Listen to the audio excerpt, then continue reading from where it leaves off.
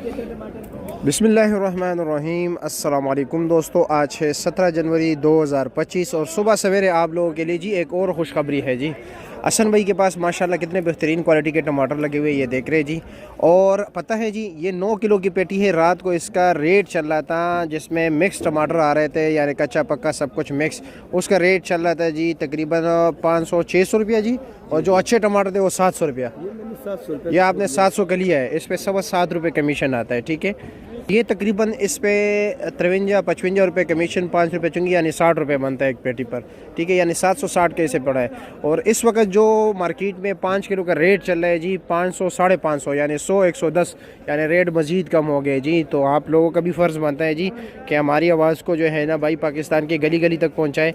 आपके इलाके में क्या रेट चल रहा है ये आपने बताना होगा। और जी पेटी का रेट रात को चल रहा था तकरीबन 1000, 1100, 1200 रुपया जी।